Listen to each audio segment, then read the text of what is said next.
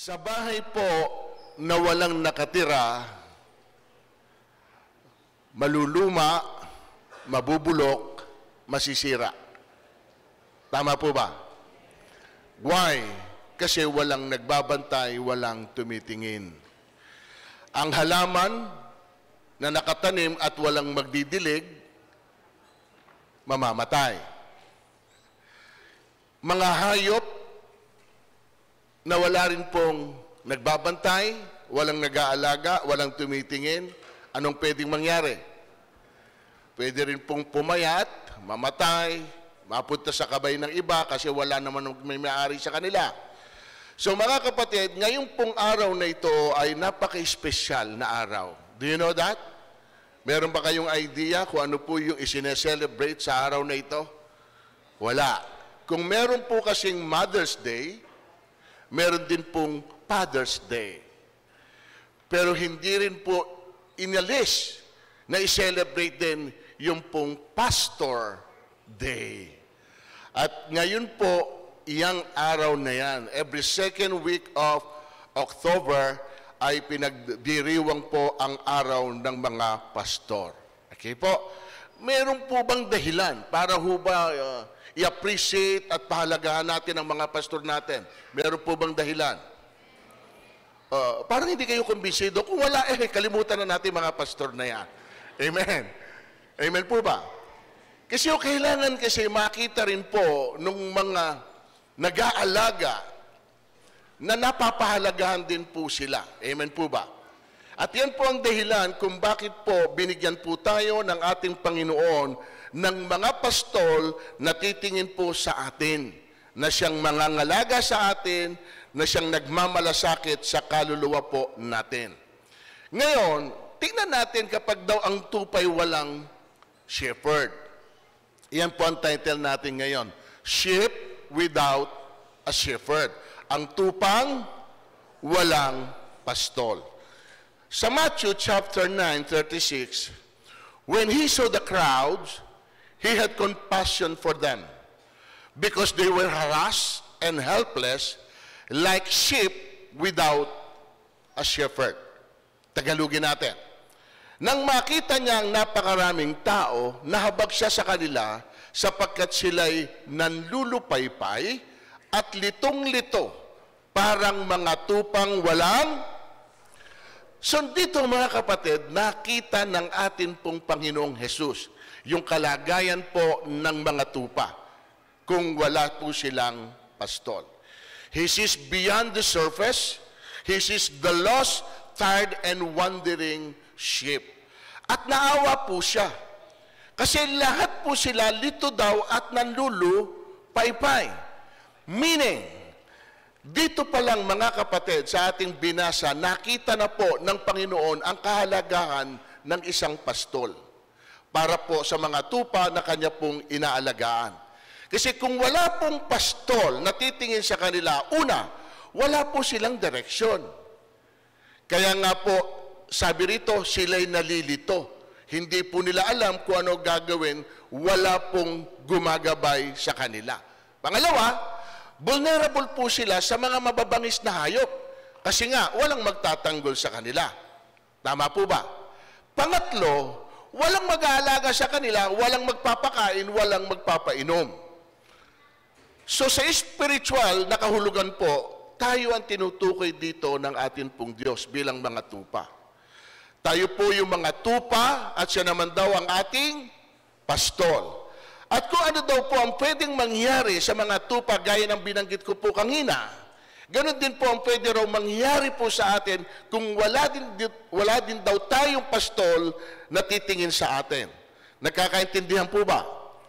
Dahil po nakita ito ng Diyos, ano po ang ginawa niya? Ganun po agad tumutugon ng Panginoon eh. And I will give you pastors according to mine heart, which shall feed you with knowledge and understanding. So sabi po rito, nung makita nga ng Panginoon na itong mga tupang ito ay harass, helpless, lupaypay, nalilito, ang Panginoon na rin po ang gumawa ng paraan para po magbigay siya ng pastol. And here it is. Sabi rito, I will give you pastor. Sino po ang nagbigay? ang Diyos. Kapag po ang Diyos ang nagbigay, definitely, ito po yung confirmation. Every good gift and every perfect gift is from above, coming down from the Father of lights, with whom there is no variation or shadow due to change. So meaning, Tagalogin nga natin para mas maunawaan. Ang lahat ng mabuti at ganap na kaloob ay buhat saan? Mula sa Ama na lumikha sa mga tanglaw sa kalangitan, hindi siya nagbabago o nagpapakita ng bahagyamang pagbabago. So meaning, ang nagbigay po sa atin ng pastor, walang iba kundi po ang Diyos. At ang ibinigay po niya sa atin, gaya po doon sa binanggit natin, sabi rong word, good and perfect. Why? Sabi ron, ganap, mabuti at ganap. Why? Bakit po sinabi niya yung ibinigay niyang pastor ay good and perfect? Ganap at mabuti. Why? Kasi siya po ang nagbigay. Tama po. Sabi pa nga niya rito, according to my heart. Tama po. Pero alam din naman natin, lahat ng ating mga pastor, bagamat sila po ay binigay sa atin ng Panginoon, meron din po silang kahinaan. Agree? Tama po ba? Hindi rin po sila perpekto at mabuting tulad ng Diyos. Hindi ko po sinasabi ito para po labanan ko yung sinasabi po rito sa Santiago, na lahat ng regalo ng Diyos ay ganap at mabuti. Pero ang gusto ko pong i-drive po sa inyo ngayon at ipaunawa, mga kapatid, na kahit papaano, para po hindi ho tayo ma-discourage, ma-frustrate, kung sakali man na makita ninyo yung mga pastor po ninyo na meron din pong kahinaan. Meron din pong kakulangan. Amen? Tandaan po natin, mga kapatid, sila po ay tao ring tulad ng bawat isa sa atin. Amen? May kahinaan, may hangganan, may pagkukulang, nagkakamali. Pero hindi po ito dapat nabasihan ng mga tupa na pagkaisahan ang kanilang pastor. Siraan ang kanilang pastor. Talikuran ang kanilang pastor. Tanungin niyo po ako kung bakit hindi. Bakit hindi? Sabihin niyo. Okay, wag po kasi yung pastor natin ang tingnan ninyo, kundi kung sino ang nagbigay sa inyo. Sino po ba nagbigay? Yon. So, ang tingnan po natin dito, mga kapatid, ay ang atin pong Diyos. Amen po ba? Now, kung babaliwalain po natin ang ibinigay po sa atin, sino po sinasaktan natin? Yung nagbigay sa atin. Tama. Kaya nga sinabi ni Lord sa kanyang salita, anuman ang ginawa ninyo, dahil sila ay mga lingkod ko, sa akin nyo ito ginawa. Meaning, kung hindi natin igagalang ang pastor po natin dahil napipintasan natin, hindi rin natin iginagalang yung Diyos na nagbigay nito sa atin. So anumang gagawin natin sa lingkod ng Diyos, sa Diyos po natin ito ginagawa. Kailangan po malinaw po pala ito sa bawat isa, lalo na sa ating mga tupa. Yung word kasi sa Zechariah chapter 2 verse 8, do not touch my anointed. Whoever touches you, touch the apple of my eye. Tingnan niyo sa ibang salin. Then, the glorious Lord, all-powerful, ordered me to say to the nations that He had raided and robbed Zion. O, ito po yung gusto ko makita nyo. Zion is as precious to the Lord as are His eyes. Whatever you do to Zion, nakita niyo pa? Whatever you do to Zion, you do to Him. Ang ibig sabihin po nito, when someone harms or opposes God's people, they are in effect opposing God Himself. He take it personally because we are precious in His sight. Dito po sa tekstong ito, hindi lamang po tinutukoy ito o sinisingle out, in particular, ang mga pastor. Pero sabi rito, God's people. Kayo man yun, mga kapatid. Kung hindi din daw kayo itatrato na tama bilang God's people, may effect po iyon. Hindi lamang po ito sa sinisingle out sa pastor. Amen po. Ngayon, dahil ba sila ay regalo ng Diyos sa atin, precious to God, hindi na po sila pwedeng sabihan o salingin? Dahil oras ba na ginawa natin ito sa kanila, ang Diyos na ang kinakalaban natin? Hindi po. Kaya huwag kayong natatakot. Dahil kami, eto, mahirap lapitan si Bishop, mahirap lapitan si Pastor, mahirap ng kausapin, mahirap ng pagsabihan. Bakit? Kasi, ayon doon sa binabanggit, lumabangga tayo sa Diyos. Nilalabanan natin ang kalooban ng Panginoon. No! Hindi po, mga kapatid. Sapagkat sa lahat po ng bagay ay meron naman ding tamang pamamaraan. Amen. O tamang kaparaanan. Para maipaabot natin yung nasa sa loob natin. No one is indispensable. Dahil lahat po tayo ay may pananagutan sa Diyos at ang bawat isa, mga kapatid, ay meron tayong accountability. Tingnan po ninyo to. Hebrew 13:17. Pasakop kayo at sumunod sa mga namamahala sa inyo. Sila'y may pananagutang mangalaga sa inyo at mananagot sila sa Diyos ukol dyan. Kung sila'y susundin ninyo, magagalak sila sa pagtupad ng kanilang tungkulin. Kung hindi, sila'y mamimigati at hindi ito makakabuti sa inyo. So nakita po ninyo? Ang sabi ron, at mananagot sila sa Diyos. Meaning, bawat isa sa atin, again, ay may accountability. Kayo na mga tupa sa Diyos at sa pastor ninyo, may pananagutan kayo. Ganon din kami. Meron din po kaming accountability sa inyo bilang aming mga tupa at sa Diyos na nagtiwala naman sa amin sa inyo. Kaya nga po, mga kapatid, ito, kung maganda ang sunuran natin, maganda ang tinginan natin, maganda ang samahan natin, lahat po tayo magagalak. Amen. Lahat po tayo ay lalakas. At kung tayo pong lahat ay malakas, lahat po tayo ay magtatagumpay. Amen. Yun po dapat ang makita na samahan po natin bilang isang pastol at bilang mga tupa. Ngunit, kung tayo daw mga kapatid ay maglalaban-laban, magkakagatan, sabi sa Galatia 5:15, tingnan nyo.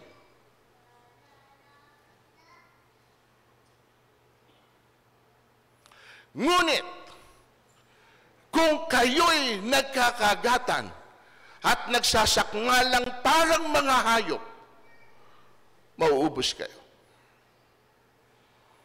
Amen? Ang masakit po dito, tingnan ninyo, ang nagkakagatan lang daw ay hayop.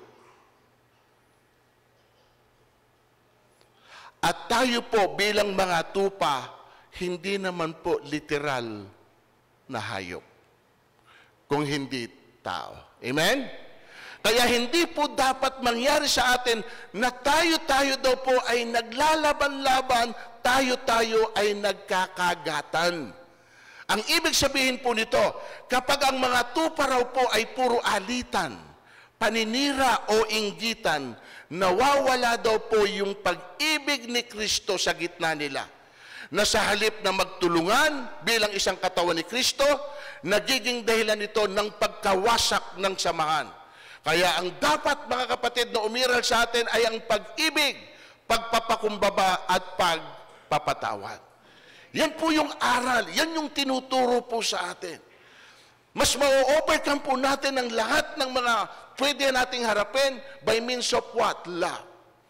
Faith, hope, and love, and the greatest of this is love. Yan po yung manatili sa atin.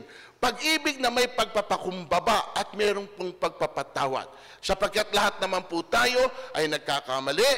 Lahat po tayo, as I have said, ay may kahinaan. Kung hindi ho natin ito mapagbibigyan, hindi nga po tayo magkakasama ng matagal. Amen. So, ito po ngayon, i-define ko ngayon, para malinaw ito sa atin. Kasi minsan, out of place po tayo. Hindi natin alam kasi yung lugar na dapat nating lugaran. Hindi ko alam kung ano yung papel na dapat kong gampanan. So dahil hindi ko alam kung ano po yung lugar, yung papel, kaya nalilito ako ngayon.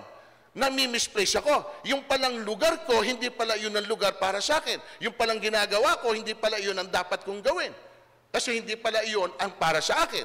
So ito po mga kapatid, dalawang bagay lang. Unahin natin yung tungkulin ng mga pastor sa kanyang tupa. Ano po ba yung tungkulin ng mga pastor sa kanyang tupa? Para po maintindihan natin. Number 1, pamahalaan sila. Bibigyan ko kayo ng mga pinunong susunod sa akin at pamamahalaan nila kayo ng buong katalinuhan at pagkaunawa. Siguro very clear naman mga kapatid kung ano ibig sabihin ng pamamahala. Amen. To rule over you. Hindi na para maging Diyos sa inyo. Kundi kahit papano, mailagay po ito sa order, mailagay sa ayos. Kasi meron pong naglilid sa kanila. Tama po ba? May namamahala, kaya nga meron tayong gobyerno. Amen. Amen po ba? Kung wala tayong gobyerno, di wala akong sistema, kanya-kanya po tayo. Somehow, ganun din po sa atin pong church. So, number 1, pamahalaan kayo. May pananagutan po kami sa atin pong Panginoon. By the way, before I go on, hindi po kasi ako yung tamang tao na tumayo rito at magmensahe ng ganito. Kasi pwede ho kasi ang maging dating nito self-serving. Kasi ho tumutukoy ito sa amin. Pero hindi na po ako nag-imbita na ibang pastor para po mag-deliver ng ganito rin pong mensahe kasi pastor din yung magsasalita. So definitely, kapag pastor na nagsalita, more favorable on kangino sa mga pastor. Pero ako po, babalansehin ko. Okay? Babalansehin po natin ito. Para kahit papano, hindi naman po parang self-serving ang maging dating sa inyo. And by the way, ala na po ako sa level ng pastor. Amen. Nasaan na po ako? Kaya po, hindi na po ito para sa akin. Ala naman pong araw ng mga bishop. Ala. Ang sabi lang dun araw ng mga pastor. Kaya pwede na po ako ang magsalita talaga. Amen. So pangalawa, na amin pong tungkulin sa inyo, alagaan kayo. Alagaan ninyo ang kawan ng Diyos na pinagkatiwala sa inyo. Alagaan nyo ito ng maluwag sa loob at hindi napipilitan lamang. Iyan ang nais ng Diyos. Gampanan ninyo ang inyong tungkulin, hindi dahil sa kabayaran, kundi dahil gusto nyong makapaglingkod. Yan po ang dapat po nating first motivation. Kung sino man po rito ang may desire na somehow ay magpagamit sa Panginoon at maglingkod, una po na dapat po nating inalagay sa isip natin, hindi po kung ano yung matatanggap natin. Kasi dito, hindi dahil sa kabayaran Amen. Ang sinasabi dito, yung pong kagalakan na ikaw ay makapaglingkod. Kasi ito po ay way ng pasasalamat po natin sa Panginoon na isa ka sa pinagtiwalaan ng Diyos na mag-lead. Can you imagine this, church? Ikaw na isang ama sa tahanan na meron kang 3 anak, meron kang isang asawa. Minsan, may problema ka Lalo na't yung mga anak mo, iba-ibang ugali, iba-iba ang gusto. Amen. Can you imagine, kung ako po ang pastor ninyo, tatay nyo, at halos 1,000 kayo. 1,000 iba-iba ang background. Iba-iba ang upbringings. Iba-iba yung desire. Iba-iba yung pananaw. I-manage mo yung 1,000 na yon. Kapatid, hindi naman dating puti yung buhok ko Di ba? Dati maganda yung mukha ko, ala akong bukol dito ngayon may bukol na Nakukuha niyo ibig ko sabihin? Alam niyo, normally ang clip chin dito tinan niyo clip chin ko, nandito You get me, kapatid? Pero dahil sabi rito, ipinagkatiwala sa inyo, paglingkuran daw nyo ng maluwag sa loob at hindi napipilitan lamang. Kasi hindi yung maganda na ginagawa mo isang bagay dahil napipilitan ka lang. Lalo na po kung meron kang ine-expect. Paano kung hindi ma-meet yung expectation mo? Doon po sa inaasahan mo ng mga tao na inililid mo. Sa totoo lang mga kapatid, pwede naman po wala tayong pakialaman Amen. Buhay mo yan, buhay ko to yung buhay ko lang, hindi ko mapangasiwaan, papangasiwaan pa kita. Tama po? Nahihirapan nga rin akong dalhin sa harapan ng Panginoon sarili ko, dalhin ko pa ang iba. You get my point? Nakukuha niyo? Pero ito maganda enjoyable Bakit? Kasi challenging Tingnan nyo, yung mga taong ito, somehow we don't know each other. Pero dinala kayo ng Panginoon dito. So ang tungkulin namin ngayon, alagaan kayo. Kaya nga dapat nga, ito pinupush natin dito, yung small community, yung pong light group natin, na kahit pa paano nakaka-build tayo ng isang relasyon. Halimbawa, 6 lang tayo, 7 lang tayo. Kapag kayong 7 na yun, lagi tayo nakikita, lagi tayo nag-uusap, lagi tayo magkakasama, sa tingin nyo mga kapatid, hindi madidevelop yung relasyon natin bilang magkakapatid? Sino ngayon sa atin dito ang hindi mo alam kung ano pinagdadaanan ng kapatid mo, kung siya laging kasama mo, kausap mo? At kung tiwala siya sa iyo bilang kapatid, hindi kaya pwede siyang magsabi ng nasa sa loob mo? Pwede. Amen. Yun po ang ibig sabihin. Tama po ba? Alagaan kayo. Pangatlo, ingatan kayo. Ingatan ninyo ang inyong sarili at ang buong, sapagkat sila inilagay ng Espiritu Santo sa inyong pag-iingat. Pangalagaan nyo ang iglesia ng Diyos na kanyang tinubos sa pamamagitan ng dugo ng kanyang anak. Alam kong pagkaalis ko, ito po yung dahilan kung bakit dapat ingatan. Magsisipasok ang mababangis na asong gubat at walang patawad nilang pupok sa inangkawan. At ang alam ko mga kapatid, ang pastol, hindi pwedeng galawin ang kanyang tupa nang hindi muna siya ang unang haharap. Kaya nga, ang word natin dito, di ba? Over my dead. Yun. Hindi minsan. Kapag ka nasubo ka na, sino sinusubo natin? Ikaw na pastor o yung mga tupa mo? Pagka mabangis na pumasok, ayan, lapain nyo na. Lapain nyo na. Nasaan ka na? Patakas ka na. Di ba? Sa lahat po ng mga maging sa barko, tingnan nyo. Kapag lulubog ang barko, yung pong protocol, sino dapat ang huli na lalabas sa barko? Yung kapitan. Bakit? Sapagkat sa kanya ibinigay yung responsibilidad ng lahat po ng tao na nakasakay sa barko. Amen. Pero kapag lumulubog na, sino unang tumatalon? Sa lahat po yan, yung po sinasabing chain of command. At ganun din po sa church. Amen, mga kapatid. Yun po. Ganyan namin dapat kayo ingatan, pangalagaan. Pero siyempre, may kanya-kanya tayong pananaw. Kaya hindi naman basta-basta sasaklawan mo lang yung damdamin ng isa. Pero narito po kami, bilang mga pastol po ninyo, na pwede po ninyong lapitan kung kayo nangangailangan. Huwag lang po kayong mangungutang. Wala po kaming ipapautang. Amen? Amen. Lahat po ng mga kailangan ninyo, mga kapatid, pwede nyo ilapit sa akin. Yung wala po kayong nakikitang partner in life, pwede nyo i-counsel sa akin yan. Pwede nyo ilapit. Amen? Meron kayong problema between husband and wife, pwede po ninyo ilapit sa amin yan. Ano man pong problema, mga kapatid, welcome kayo. Pero kapag pera problema nyo, huwag nyo muna nyo ko isama. Amen? Amen ba? Parang pagka-pera, naninibago ang bawat isa. So, yun po ang tungkulin ng mga pastor sa inyo. Balik na rin natin. Kumusta naman ang tupa? Ano tungkulin sa kanilang mga pastor? Ayan. Dalawa lang naman yan Number 1, ito. Inacronym ko po yung word na pastor. Yung pastor ginamit ko as an acronym, tapos nilagyan ko po siya ng tungkulin ninyo na dapat gawin. Okay, number 1, pastor letter P. Pray for your pastor. Yan. Your pastor is God's gift to the church. A shepherd who guides, teaches, and watches over your soul. But we, your pastor, are also human. Agree?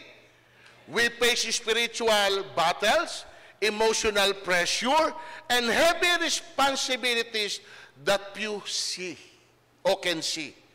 O konti lang nakakakita sa inyo ron kasi hindi naman ninyo alam talaga kung ano pinagdadaanan namin. Kapatid, alam niyo ba? Eto, kahit po kayo, you can testify. Sa lahat po ba ng pagkakataon, yung pong lalagyan namin ng bigas, laging may laman? O nauubusan din? Nauubusan din, ano?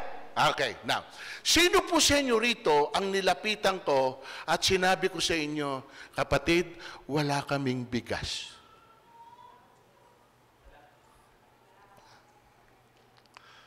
Wala ho kasi kami sa posisyon na magbeg o magsabi kahit kanino sa inyo yung tunay naming kalagayan. Nakakahiya. Hindi po kasi ganyan ang pananaw nyo sa amin. Amen. Kami nga yung nag-i-encourage eh. Kami nga yung nagbibigay ng inspiration eh. Kami nga yung nagbibigay sa inyo ng ano, para po palakasin ang loob nyo eh. Tapos makikita nyo isang araw, kayo na ang nilalapitan ng pastor nyo at nagmamakaawa, nangihiram ng isang gatang na bigas. O so may nakakaalam? Kaya wala ho kayong malalaman ng anuman po tungkol sa inyong pastor sapagkat hindi po yan gagawin ng inyong pastor. Amen? I will never do that. Pero meron kayong obligasyon. Ano yun? Pray for your pastor. Amen. When you pray for us, you are strengthening the whole church. Your prayer built a wall of protection, wisdom and encouragement around the one who feeds you God's word. At kami po yung kapatid. Amen. Ano susunod? Pastor eto po yan. Appreciate your pastor. Pag-ibayuhin ninyo ang ibinibigay sa matatandang mahusay mamahala, lalo na yung nangangaral at nagtuturo ng salita ng how to appreciate your pastor. Speak word of encouragement. Offer help in ministry or simple act of kindness. Be faithful in attendance and service. And love your pastor sincerely. Yan lang po ang magagawa po natin sa kanila at masaya na po kami. Amen. Alam po nila na na-appreciate nyo sila sa ginagawa nila. Napakalaking bagay. Yung hubang kapag katapos na service natin, merong lalapit sa inyo, salamat po, Bishop, salamat po, Pastor. Na-inspire po kami, na-encourage po kami. Di ba? Salamat po. Wala eh. Pagkatapos natin, kanya-kanyang uwian. Nasa lubong siya, Pastor. Di ba? Kahit man lang simple salita. At tap at his back. Tapikin nyo lang na ganun. Bishop, Pastor, thank you.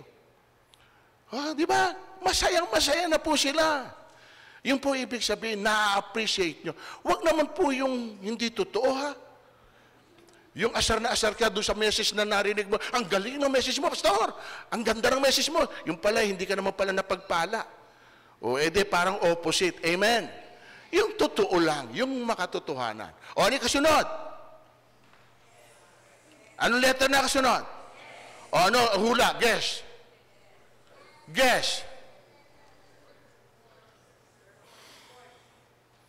Yan. Support your pastor. Galatians 6:6. If you are being taught the Christian message, you should share all the good things you have with your teacher. Tagalogin natin. Dapat bahagingan ng lahat ng mga pagpapalang tinatamasa ng mga tinuturuan ang mga nagtuturo ng salita ng Diyos. Support does not only mean of finances. Amen. Gusto ko itama ito. It includes help, encouragement, and partnership in ministry.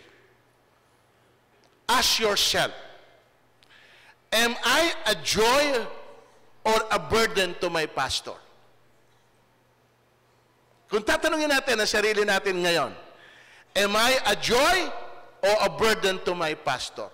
Ako ba'y pagaan? Ako ba'y pagpapala o ako'y pabigat?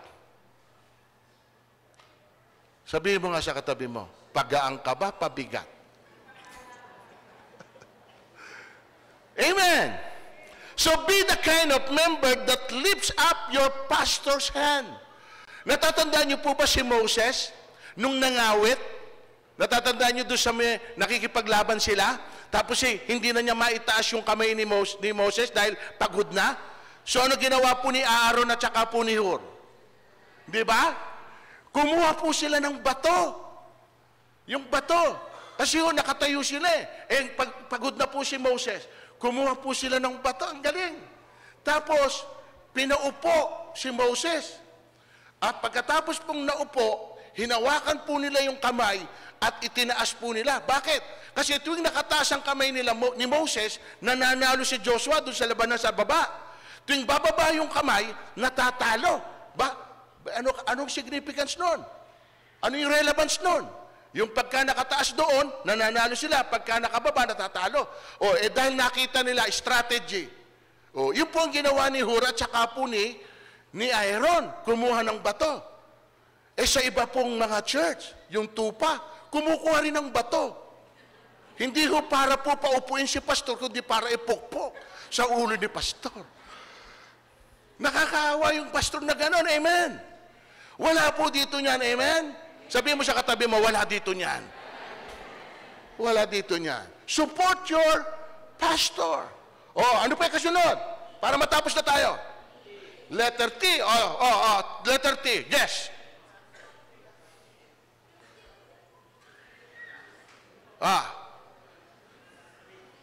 Tatuan si pastor. Tatuan. Ano letter T? Trust. Ha?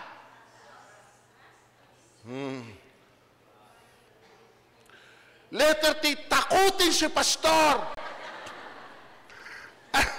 Ano? Asan na ba?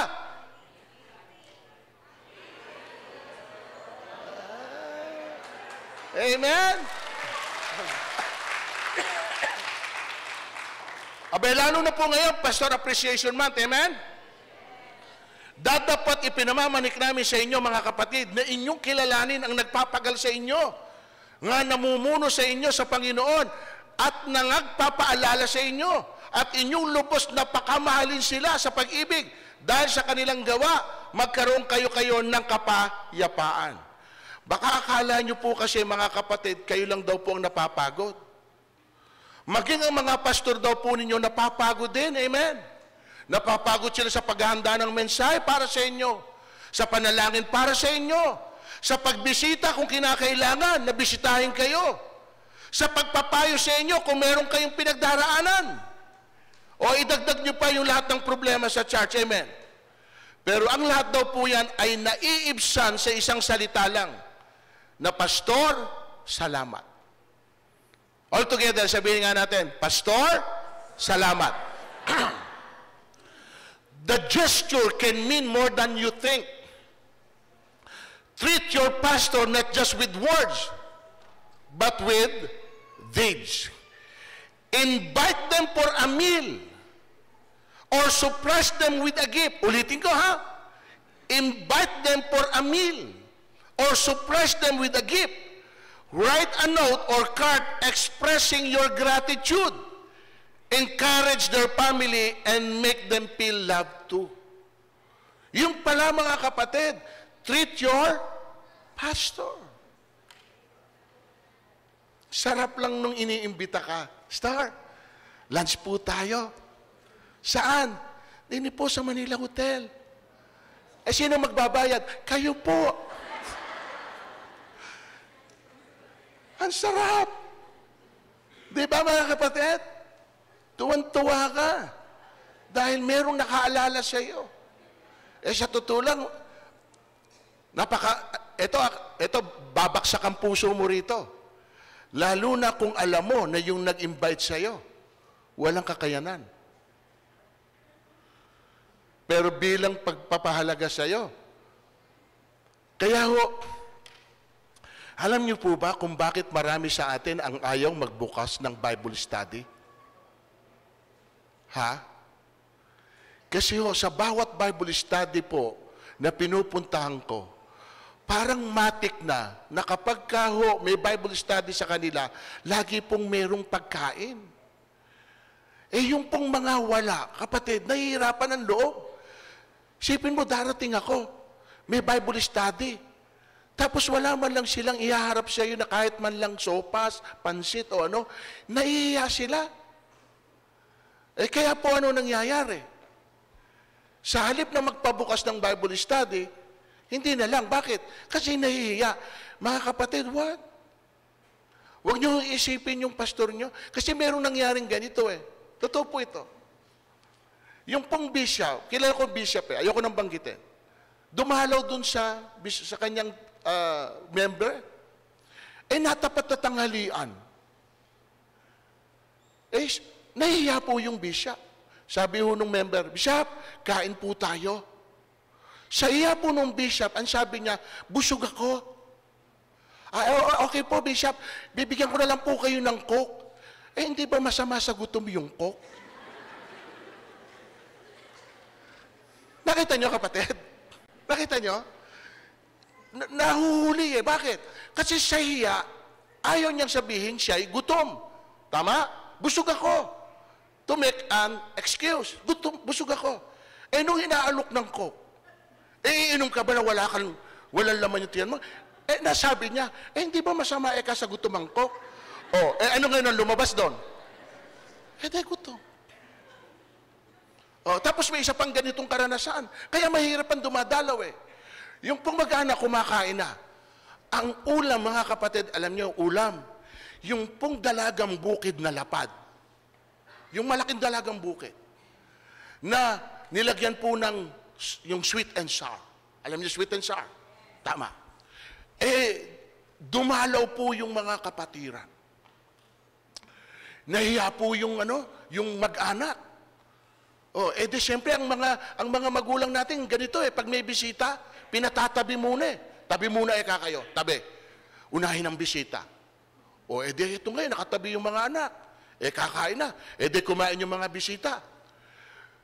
Nakain na po yung kalahating pisngi nung isda. Nakain na. Di naubos na yung kalahati. Nung ibinaliktad na po yung isda, sumigaw na yung mga bata. Sabi ng mga anak, naku, binaliktad na. So, ibig sabihin, mauubos na yung isda. Alang matitira sa kanila. Kita nyo na, kapatid. Ito namang mga bisita, hindi naman po sensitive.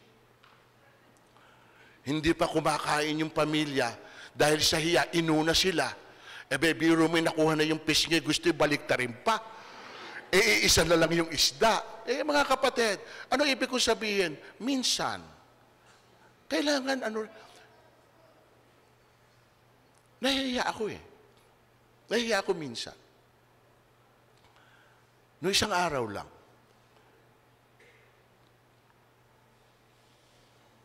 may naganda Naganda.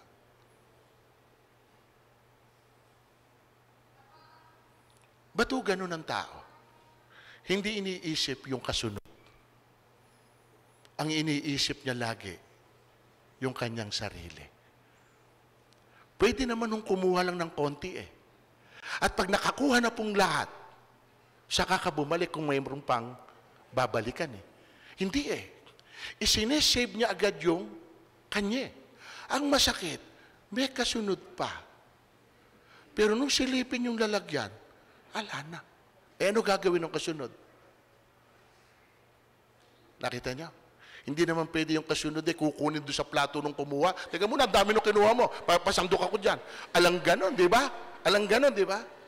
Nakakahiya. Mas lalong garapal yung nasa plato kukunin mo pa. Nabanggit sa akin Nabanggit sa akin nung naghanda. Ang sabi sa akin, Bishop, ganun ba talaga? Ganun ba talaga? Ito pinakamabigat. Doon po sa mga ganung gathering, meron po kasi akong hawak na ganun. Lagi may pagkain. In respect sa akin, hindi sila lahat kakain nang hindi ako ang mauuna. Kailangan ako po ang unang pumila. Ang gusto ko kasi, paunahin na silang lahat, ako yung mahuli. Ganyan ang tatay ganyan ang nanay Mauunahin ang anak, sa huli ka na. Tama. Kung may matira, salamat. Kung wala, magpasensya ka. Bakit? Ang mahalaga, napakain mo sila. Doon baliktad. Ako inuuna. In respect sa akin. Ang mabigat paano ka ngayon kukuha ng marami? Kung 200 yung kasunod, may 200 pa yung nakukuha. Di ang mapipilitan ka ngayon, kukuha ka lang ng tigi-tigisa. Ngayon, paparaanin mo, titingnan mo kung nakakuha ng lahat. Kung pwede ka pang bumalik. Ang problema nga, hindi pa nakakakuha ang lahat, wala na. Bakit? Kasi sa halip na isa lang kunin, may kumuha ng 3, may kumuha ng 4, may kumuha ng 5. Kapatid, kung bilang lang, nakakahiya. Ba't doon pa tayo napunta? Treat your treat your pastor. Kapatid, pero wag naman sana yung pong kapag inalok nyo pastor ninyo, nung kinain yung pinakain ninyo, nakadikit sa ngalangala. Bakit? Masama pala loob nyo nung maganda. Nakasulat po yan sa Biblia. Kung kayo daw ay magpapakain, kailangan na bukas sa inyong loob. Kasi kapag daw po hindi bukas sa loob, mahahalata kayo. Bakit? Yung kinain ng pastor, dumidikit sa ngalangala. Kaya halatang halata. Kapag pala, yun po ang aming pamantayan. Kapag oras na dumikit sa ngalangala, naku, masama ang loob ng nagpakain na yan. Masama ang loob. Amen? Kaya kapatid, the best. Ano yung pangatlo na? Sige, tapusin natin. Letter O. Ano? Ayan, obey. Obey your pastor. Pasakop kayo sa mga nangangasiwa sa inyo, sila may pananagutang magbantay sa inyo at magbibigay sulit sila sa Diyos ukol dito. Kung sila'y susundin ninyo, magagalak sila sa pagtupad ng kanilang tungkulin. Kung hindi, sila'y mahahapis at hindi makakabuti sa inyo. So obedience is a command, not a chance. Or choice rather, not a choice. God expects us to respect and follow spiritual authority. When you obey your pastor, you honor God who appointed him. To reject their guidance is to resist God's care for you. Sabi ka doon sa teksto natin, kung susunod kayo sa pastor ninyo, masaya sila na gumaganap sa kanilang tungkulin. Amen? At kung hindi nyo sila susundin, mahahapi sila at hindi ito makakabuti sa inyo. Kasi kapag pala ang pastor nyo ay nalulungkot, anong mensahe na ibibigay sa inyo? Kalungkutan. Kapag naman pala galit ang pastor nyo, baka naman puro galit ang marinig ninyo na mensahe. At ito raw ay hindi makakabuti sa bawat isa.